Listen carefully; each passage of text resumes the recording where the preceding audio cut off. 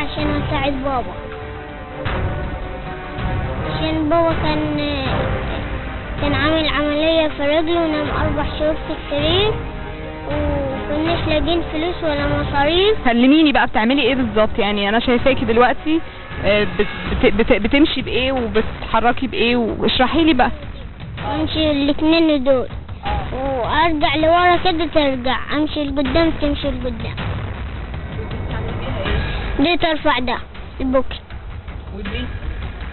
دي رفعتيها دي تشغلش الحفارة، نزلتها تشتغل.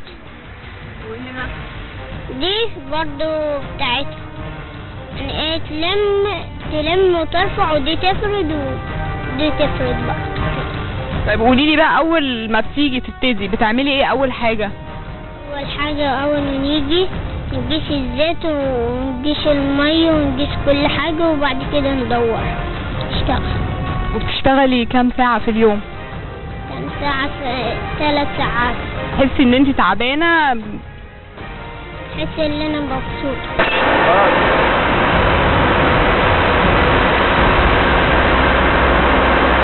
عايزين الحفارة تبقى ملكنا احنا وبابا عشان نحفر في قناة السويس، عشان احنا نحب عم الرئيس السيسي ونحبه قوي عشان نتاخد. ظروف ان انا جيت في يوم من الايام حصل لي ظرف ان انا تعرضت لكسر في رجليا، فرقدت في البيت بتاع اكتر من 4 شهور، وما كانش في مصاريف في البيت، وما كانش يعني، وانا ما اقبلش ان انا اخد مصاريف من اي حد. فجتني فكرة ان انا معايا بنت وقلت اشغلها معايا، بحيث ان لما يحصل لي اي مكروه ولا حاجة، بحيث ان لما يحصل لي اي مكروه ولا حاجة ممكن هي تسد يعني، خاصة في ظروف زي دي. البيت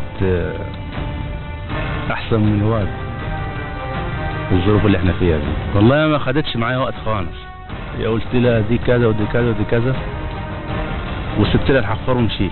نزلت اصلي الظهر ووصلت من بعد ما بصلي لقيتها بتشتغل عادي من غير اي مجهود ولا اي حاجه، بتشتغل كانها متعلمه بقى لها سنين يعني. بتقعد من الصبح، من الساعه 7 الصبح لحد ممكن بعد العشاء.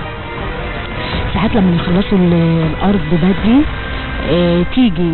يجوا بدري على المغرب، لكن قبل كده ما يجوش. يوم الجمعه بس اللي هو يكون يوم فاضي، ما بتطلعش مع باباها شغل طبعا، ولا باباها بيطلع شغل. فبتقعد مثلا تلعب مع اختها، اول ما تصحى من النوم تلعب على الكمبيوتر.